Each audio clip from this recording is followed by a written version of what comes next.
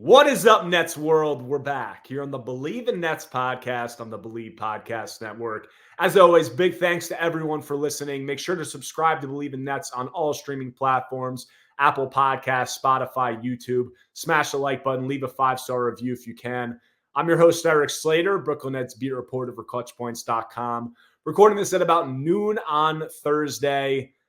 And things aren't going great in Nets world. The arrow is pointing down. The Nets are down to 26-43 on the season. They've lost 6 of their last 7 games, and they are all but eliminated from the play-in conversation. And with that, just recorded a good interview with Brian Lewis of the New York Post. We discussed the dire situation the Nets find themselves in. We discussed how that could potentially impact their future plans. We discussed Sean Marks' future, Joe Tsai, the current roster, what it could look like with them trying to improve it versus going into a rebuild and what's going into that decision. And before that, just adding some context to the situation that the Nets find themselves in. We're now coming up on 3 months of the Nets being one of the worst basketball teams in the league. Over the last 3 months, I think they have the 6th worst record in the NBA. And frankly, they look even worse now over these last 2 weeks than they did, early on in some of those struggles. And it's getting to a point where you don't have confidence that they can beat any team in the league. Over their last, I said they're 1-7 over their last 8 games. During that stretch, they've lost to the Memphis Grizzlies, led by Luke Kennard, who had 9 players available. They lost to the Detroit Pistons, the Charlotte Hornets, and the San Antonio Spurs. Those are 4 of the 5 worst teams in the NBA.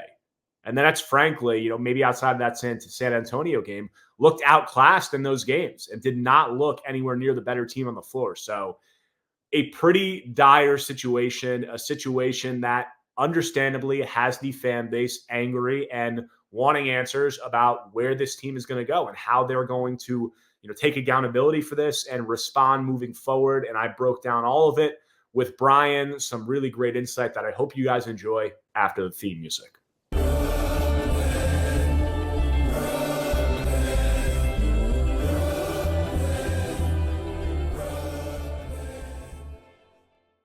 We're joined now by Brian Lewis of the New York Post, friend of the pod. And Brian, I think Nets fans don't have any time for pleasantries right now or anything along those lines. So let's just get right into it. The Nets are free falling. The season is just about lost. Since December 14th, the second half of the season, 13-33. During that span, 6th worst record in the league. For reference, it's the same record as the Portland Trailblazers in 1 game ahead of the San Antonio Spurs. 26 in offense, 17 in defense. And then Kevin Ollie comes in, and the Nets had those pair of Hawks wins who were directly ahead of them in the standings. We thought maybe they could show a little fight and have somewhat of a shot at the last spot in the Eastern Conference play-in tournament. And since then, they're 3-6 with losses to the 9-man Memphis Grizzlies led by Luke Kennard, the Detroit Pistons, Charlotte Hornets, San Antonio Spurs. Just your reactions to the second half of the season and then more recently, their inability to get going during this recent stretch under Kevin Ollie. Well, all right. There's a lot to unpack there. In my mind, they are talent poor. I would be disingenuous to say that they aren't. I think they are probably underachieving. I think they are not as bad as their current play would imply. When they go out on the court, there are precious few teams that I have any confidence that they'll beat. I do not think they are or should be the least talented roster in the NBA, or the second least talented roster, or the third least talented roster. And by that, I'm very specific. I'm just talking about this year. I'm not talking about what Wemby will be 5 years from now, right? I'm talking about what the Spurs are today, which is a terrible team. That was pretty clear down the stretch of that Spurs game. I mean, the Spurs did a lot to try to give that game to the Nets, particularly not bringing Wemby back until I think like 4 minutes left in the fourth quarter. I was like, what is he doing on the bench? And Nets still find a way to lose, but go on. Yeah.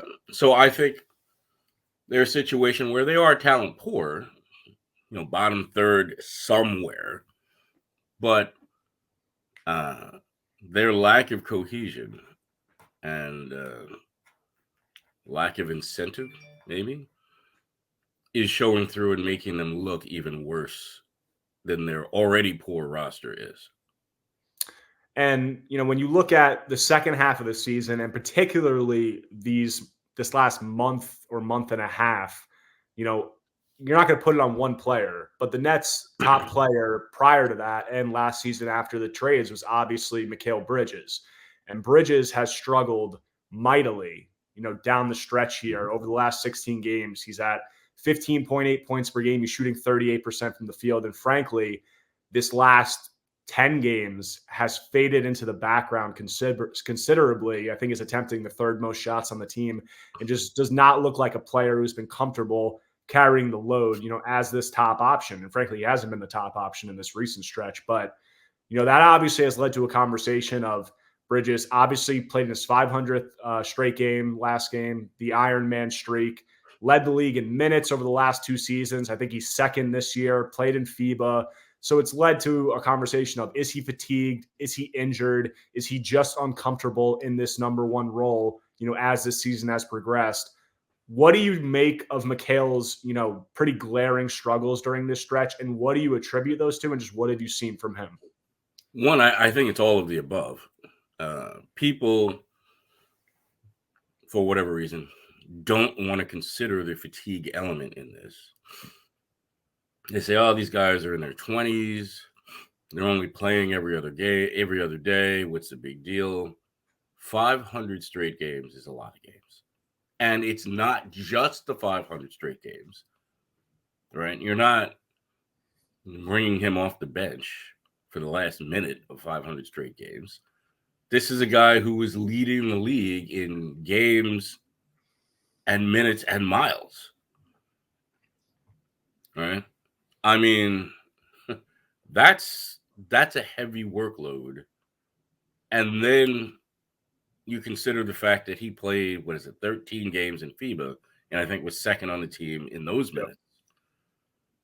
He clearly does not get a break. He can say all the right things that he doesn't need a break. He can say, well, I'm going to be here for my team whenever, blah, blah, blah, etc. There comes a point where sometimes you have to protect players from themselves.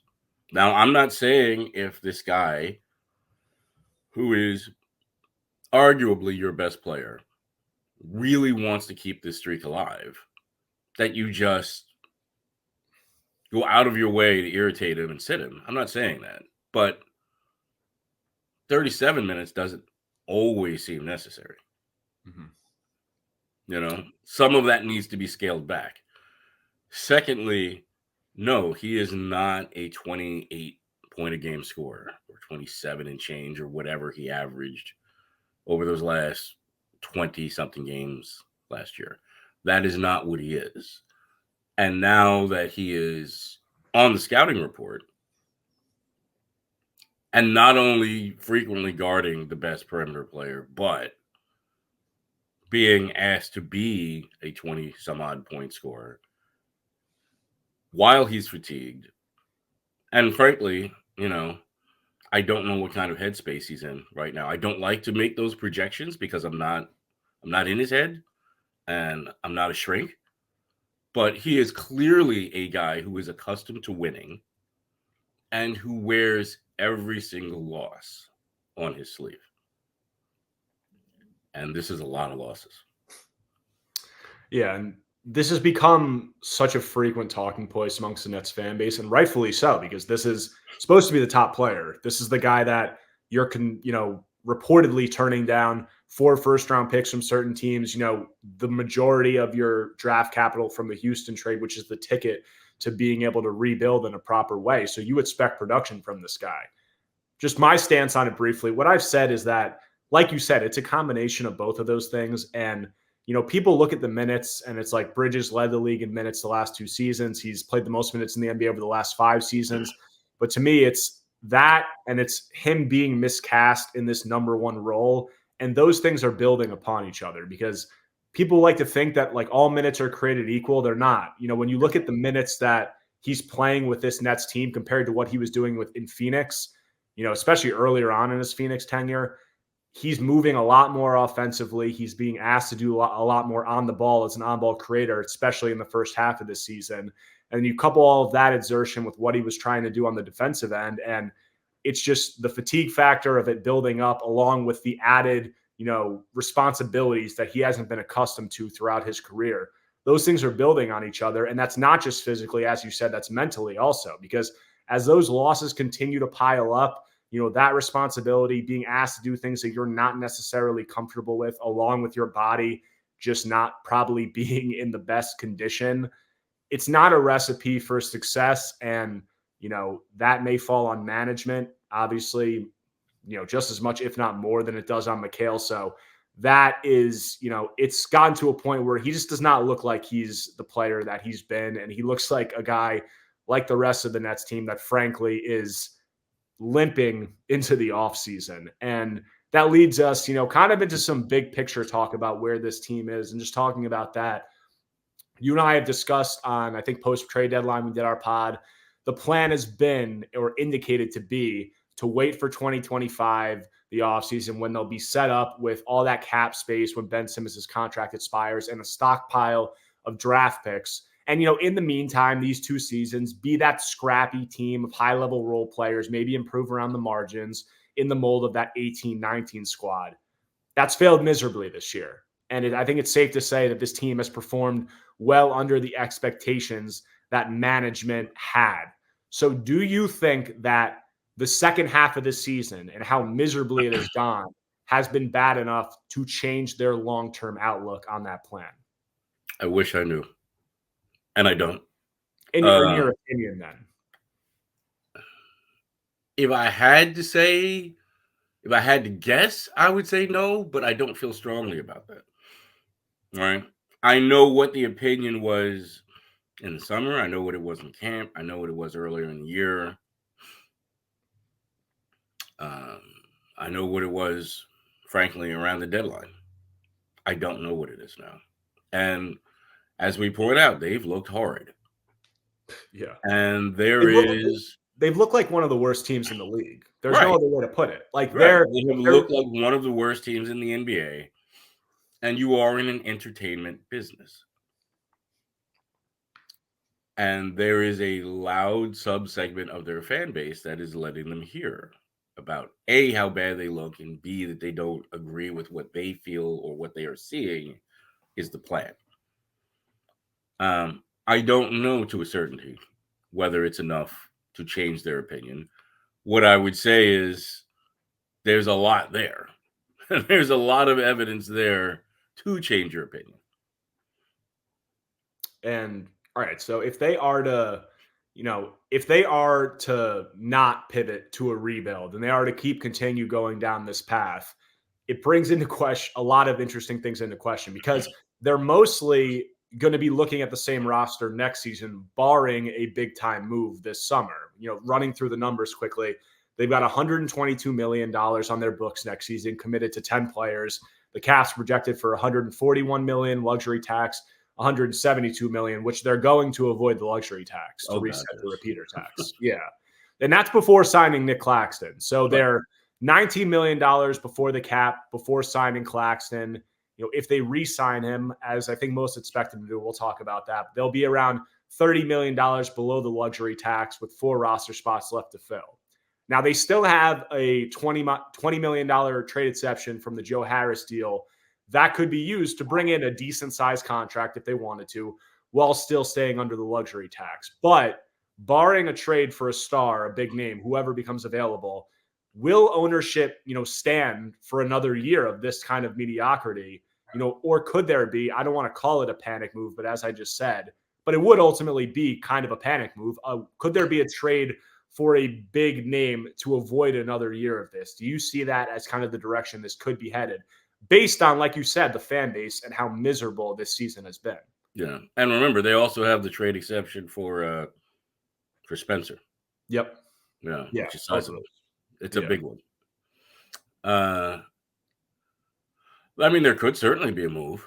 I don't know whether the move would pivot them away from what their plan is, but certain things come up and become available that may accelerate your plans. I don't see a panic move that's sizable for an older player, because it just doesn't make any sense. Could there be a move for a guy in his prime who you didn't think was going to be available, who becomes available? Absolutely. That 100% could happen. And we see in the NBA guys become disgruntled at the drop of a hat and want to move. So then, looking at this team, if they're going into this rebuild, or they're going into, continuing to try to stay competitive, those are the two paths that they can go. Right. It brings into a question of, how much of that is an ownership decision, how much of that is a management decision. We've heard Sean Marks say after the Jacques Vaughn firing that him and Tsai have been in lockstep. They're in, agreement, which he's not going to say anything else, but those are his words. Right. It brings into the conversation of, if a rebuild is identified as the right plan, which I think most of the Nets fan base seems to think is the case. Do you think that Sean Marks, who's in his 8th season as GM, would he be allowed to enter another rebuild? Like, does he have that kind of luxury from ownership? Or would that mean a fresh set of eyes coming in? And would that mean that, they need to just go into another direction? Because it's interesting, because Sean Marks shown that he can do the rebuild. He did it once, but there's not many GMs that would survive everything that's happened, particularly over these last 4 years, go into their 9th season as GM, and then, perceivably be going into a 9th, 10th, 11th, leading a rebuild after all that's happened. It would be kind of unprecedented. So how do you view that? My supposition is that if Tsai, the owner, says, all right, let's rebuild, let's do this, Sean will say, okay, I've done it before. I know how to do it. Let's do it again. I think it would have a bigger impact on who's coaching. All right. You would have a completely different set of options for coaching than you would if you were trying to be competitive in 2025 and win in 2025. That's what I would say. So you don't view Marks, basically, in other words, what do you view as his level of job security right now after this season? We got 13 games left. We're heading into the offseason. They're going to finish as a bottom 7 team. Do you buy that him and Tsai are in lockstep as he's indicated, or do you think that his seat may be getting a lot hotter than some people would let on? It's a good question. I think up until this point, I have always thought his seat was not hot at all. There have been years when people have been clamoring for his job, and I've said, this is fake news. This is not real. He's not getting fired. You guys can stamp your feet about it all you want. He's not getting fired. While I do believe that he and Joe, by and large, are in lockstep, and by and large see things much the same way, and they have a very open dialogue of communication, much more open than, say, Billy King and Mikhail Prokhorov, right? What I would say is this is the first time when I could easily make a case for saying, you might need to go in another direction. How many coaches is this man going to hire?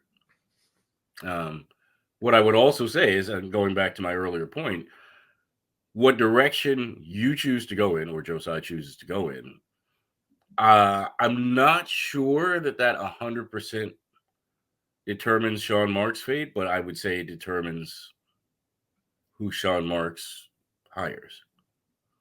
There are some coaches out there that probably would have no interest in, coming to coach in a rebuild. It's going to take 3 or 4 years. And then, talking about just not trying to relitigate too much of what's happened, but there's been a multitude of factors playing into where the Nets are now, how Sean Marks is perceived, that necessarily in any other era or period of time would not have been at play. You have obviously the, COVID-19 mandate that was pretty much the trickle down that set off a huge chain of events that led to a lot of these things, something that was out of Sean Marks's control. And you would also say that, the Nets were, following that Boston series in the 2021 playoffs, were the by and large title favorite. And then they have two, poorly timed injuries to Kyrie Irving and James Harden. They still take the Bucks to 7, but they lose.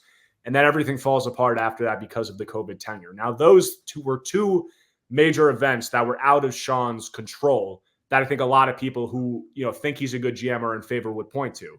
A lot of people would also point to, in the other direction after that, him not being on the same page as James Harden, pretty much getting played, getting to the point where he was caught off guard 3 days before the deadline and made a move in taking back Ben Simmons' contract that has been, there's no other way you can describe it, but disastrous for this team and how they're trying to build. You look at why they're probably going to be a mediocre team, if not a terrible team again next year. It's because Ben Simmons is making $40 million.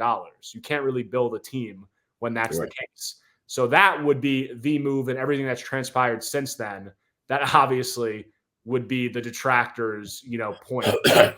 How do you view Marks' tenure, and how do you view his effectiveness as a GM, weighing those two separate things, and how they kind of come together?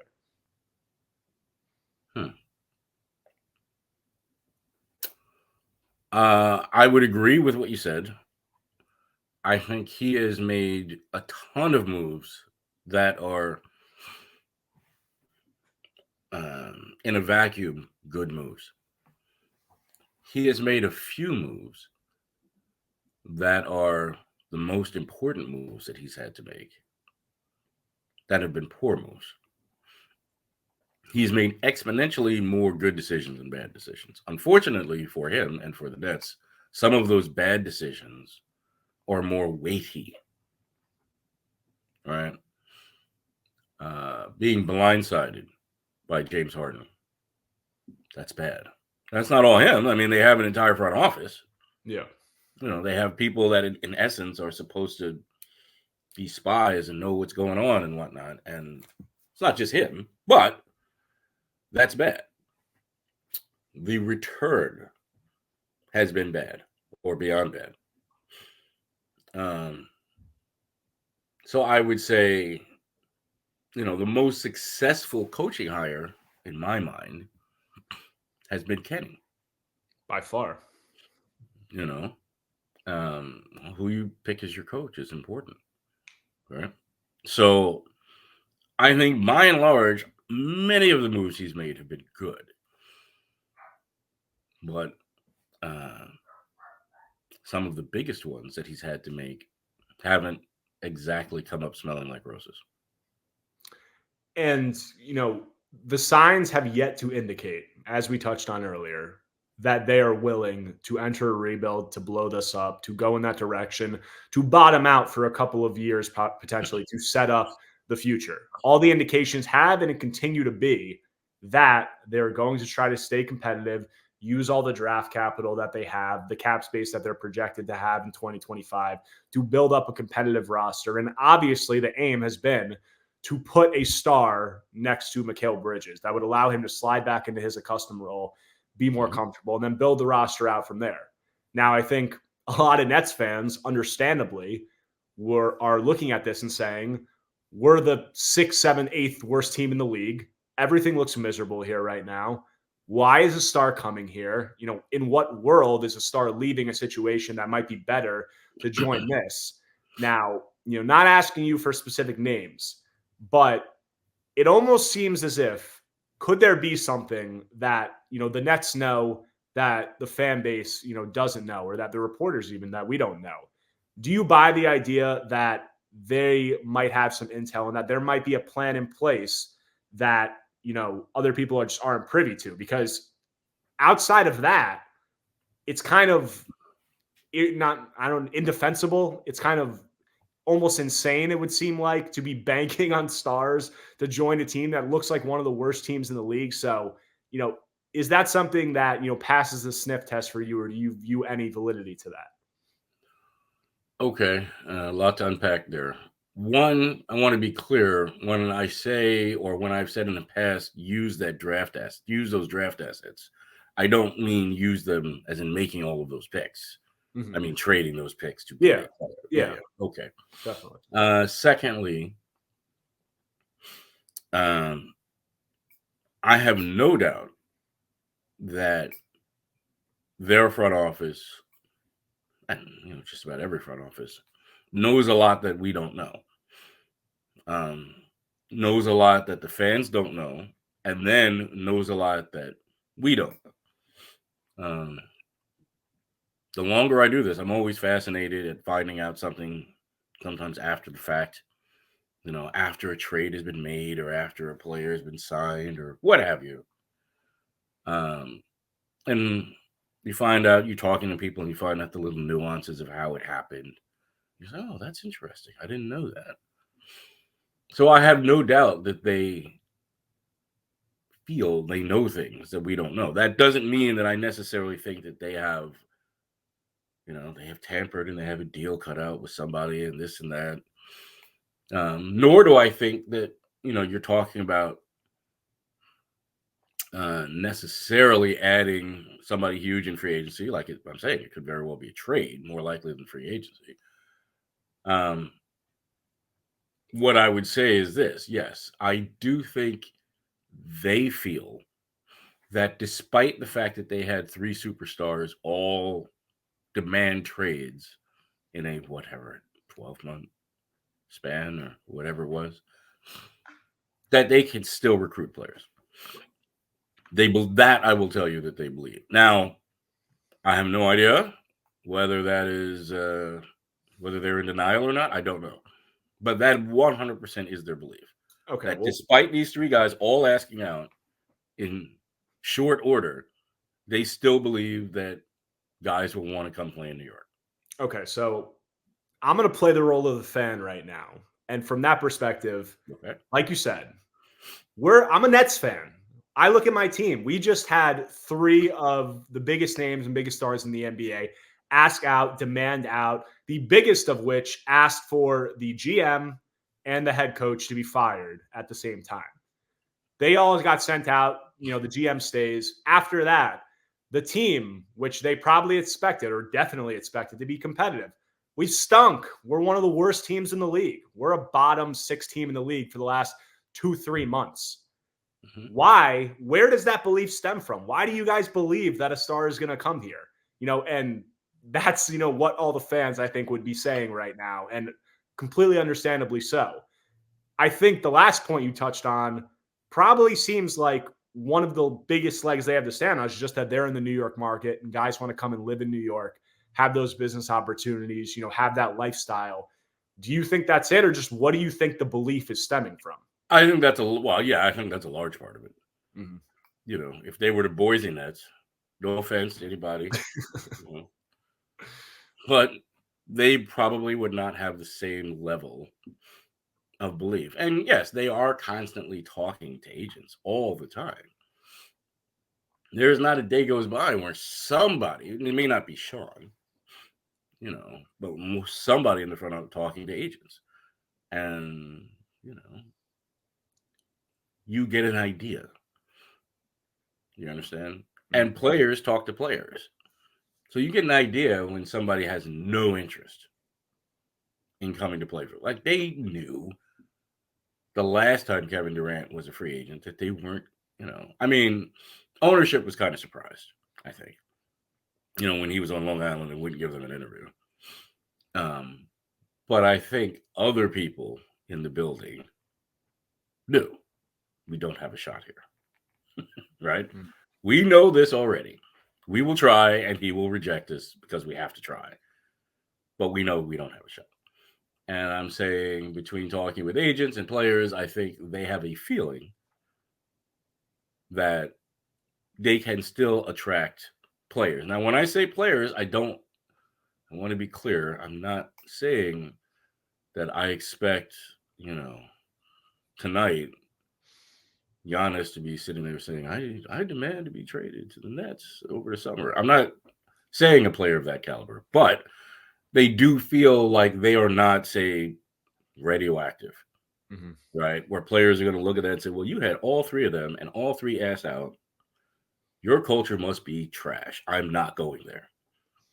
That's what I'm saying. They do not feel they are in that boat. And the interesting part about that is that it indicates a monumental disconnect between where the front office is at and where the fan base is at. And there's always going to be some level of disconnect because, like you said, like they know so much that the fans don't know. But this is one of the bigger gaps you're going to see, I feel like, in terms of how the fans are viewing the team and how the front office is viewing the team. And while we're talking about the fans, this podcast is for the fans. What was your first year on the Nets beat? How long have you been here for? 2015. 2015. Okay, so when you see where the Nets fan base is at, the state of the team, the atmosphere at the games, the discourse surrounding the teams, how do you view this in comparison to, the rest, since you've come to the team? Is this one of the more, down years in terms of mood that you can remember, or is it the most down that you Overwhelmingly the most. I've had years where I watched and the fans were okay. If you go on the assumption, which I don't, but if you go on the assumption that ambivalence is the worst thing, then no, this isn't the worst, because I did see years where they just didn't care. Nobody cared. Nobody. The attendance showed that. The vibe in the building showed that. The amount of coverage. I mean, you still had a lot of people covered, but they just weren't writing a ton. But in terms of the vitriol or the negativity, this is the worst by a margin. You've got ostensibly fans of the same team that are creating, for whatever reason, a false narrative and a civil war between two players.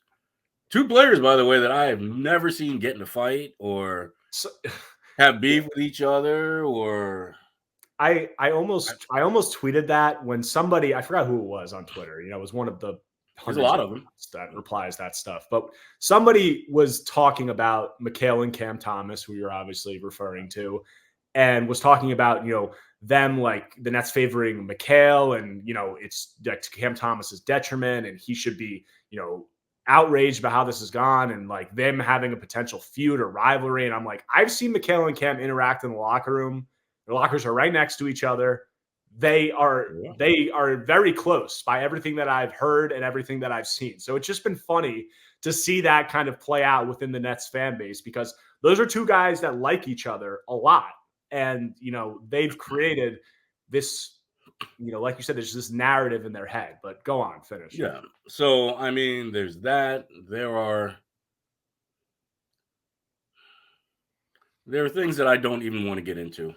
There are things that, I don't want to be that guy. So I'll discuss that with you off the pod. But there are things that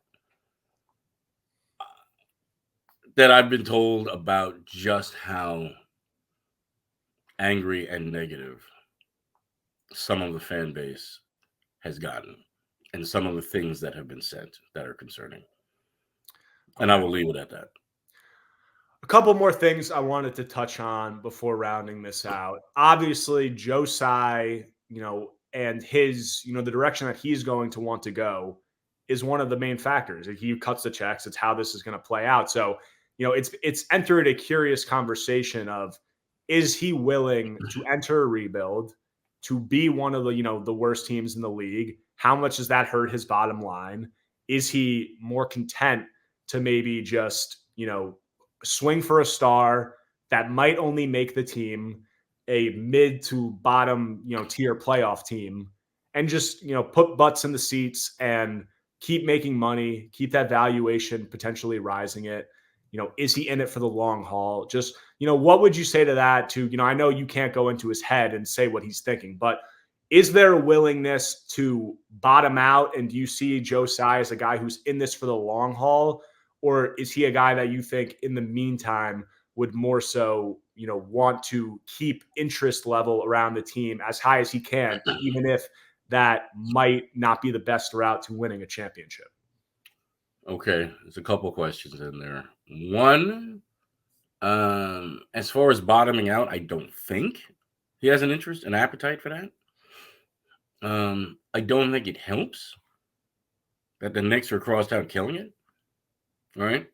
Now, as far as the TV, that's not a Joe Tsai problem. That's a yes problem, right? But when you look at the Nets ratings and you look at the Knicks ratings, and this is what the Nets, bad as they are, trying to be competitive. If they try to lose, the Knicks will get easily 3 times their TV ratings. Easily. That's a bad look. Now, as far as his mind, I can't, as you say, I can't get in his mind. Right? I can't get in another man's head. But if you're asking me to guess from what I know and surmise, I will say in the past, I've been told that he views this as a generational thing. I want to be clear. He's not like he's actually a really humble guy, and he's not like somebody. He's not comparing himself to the Maras or Steinbrenner or anything like that. But he's saying this is something that he would want to pass to his kids. Now, someone can always change their mind. You buy something, you can always change your mind and sell it later. But that was his viewpoint. Mm-hmm. So, assuming that hasn't changed, I would say then he's in it for the long haul. Okay. Yeah, and you touched on the TV ratings and things along those lines and the optics surrounding the team, and it's something to consider if you're a fan moving forward of how much of this decision are these decisions being made in a basketball sense, or are these decisions being made more so in a business sense? Now, obviously, those two things are always factored into the conversation, no matter what, especially in a market like New York. But how much is one a priority versus the other would be the question I ask. And the reason I ask you how long, is this a guy who's in it for the long haul? That would be very prevalent to how much, what is being factored more there. And, one more thing I wanted to touch on. Obviously, we got the news and you've had some reporting and insight in it about the Koch family buying a minority, I think it was 15%, in stake in BSE Global, the Nets parent company. I think that I saw you say that there would be no path to a majority stake. And I tweeted before we did this episode, have any questions, reply here. Brian and I will try to touch on them. And a few people tweeted, could the Koch family, is Marks potentially going to be selling his stake? How does that work out? So just give your insight into that, them buying in and, does that say anything about Tsai potentially selling down the line? Do they have a path? It seems like you said no, but just what do you know about that? Yeah, I mean, the Koch family had initially been talking about 10%. And then I got word they raised that to, they were looking at 15%. As far as I'm told, there is still no avenue for them to take over control. But that does not mean that the younger Koch won't someday, when you look up 20 years from now, be a majority owner of an NBA team, right? That seems to be the path. A lot of people do get their feet wet as a minority owner, and then whether they take over that team 10 years later or 15 years later or 20 years later, or sell there and then buy another one. So I do believe that's probably part of the mission. I mean, I think that's the end game, is to be an owner of an NBA team. But as far as I know, there is no pathway for them as part of this deal to take over a majority stake or controlling stake of the Brooklyn Nets. Okay. Understood. One more thing that I wanted to touch on that we should have touched on earlier, but one of the biggest storylines entering this offseason is Nic Claxton's unrestricted free agency. The Nets obviously opted. There were reports that, there were going to be some teams that were interested at the deadline. Would the Nets entertain that or not? They, opt to hold on to him. And now he's looking like he's in line for, at minimum, probably a $20 million annually deal, somewhere in the, if I had to project, in the 4 years, 80 range, potentially, definitely more. Yeah. How do you view the Nets' appetite for re-signing him? And does the decision to hold on to him past the deadline signal a team that is going to put on a full court press to bring him back? Yeah, I mean, unless you were planning to tear it down, I don't think you could trade him at the deadline. Now, if you were planning to rip it down to the studs, then yeah, he's a valuable piece. I would have traded him. But the fact that they didn't should imply to me that they don't intend to go into a rebuilding phase. They've known for a year that this was coming. I mean, they've been acutely aware that his free agency was coming and roughly what kind of market he was going to have. And they've been saying, well, how are we going to come up with this? We got to make sure we have this money set aside. He has in the past said he wants to be here. That is not a question I have asked him over the last couple of days. I don't know. Again, minds can change. But if he still wants to be here and they want him here, it's not going to be cheap. Mm-hmm. Yeah, I would agree. At least 20 million, maybe more. Yep. And then they're going to have 3 players under contract on this team, and Mikal Bridges, Cam Johnson, and Nic Claxton making in the $20 to $25 million range. And with this new CBA and some of the spending constrictions down the line, that could, make it, or not could, it will make it very difficult to bring in not just that first star, but if they're potentially looking to build this roster out and bring in multiple marquee names and make Mikal Bridges that number 3, which it seems like that's what he is, and that would give them the best path to contention. I see them re-signing Nic Claxton this summer, in my opinion, and it seems like that doesn't necessarily mean that they're committed to him, in the long term, but it's kind of asset retention like they did with CJ, not losing him for nothing. You could always trade him down the line and, kind of trying to keep the value in that sense. But it's going to be a hefty financial commitment. They just made one to Cam Johnson that he's battled injuries this season, but is not, it's not looking great right now. But, that's where the Nets are at. Brian, really appreciate you coming on, taking the time to break down all this stuff, all this insight that I know Nets fans have been asking for and are going to find very valuable. You've been doing great work, as you always do, through the not the easiest time to put together storylines and coverage surrounding this team. So really appreciate you as always, man. Oh, thanks for having me. I appreciate it, man. That does it for this episode of Believe in Nets on the Believe Podcast Network, your one-stop shop for everything happening across the sports and entertainment world.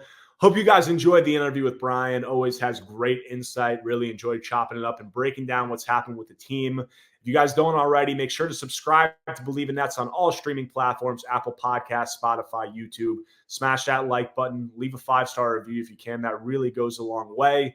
I'm your host, Erik Slater, Brooklyn Nets beat reporter for ClutchPoints.com. You can find all of my articles on ClutchPoints.com, as well as constant news, updates, analysis on my Twitter at Erik Slater _. I'm trying to do some good video content on there, so follow if you can. The Nets are limping to the finish line. We got 13 games left in the regular season. It hasn't looked pretty, but with that, we get into the offseason. We have some interesting talk about the direction of this team, and there'll be plenty of more coverage along the way. Talk to you guys soon.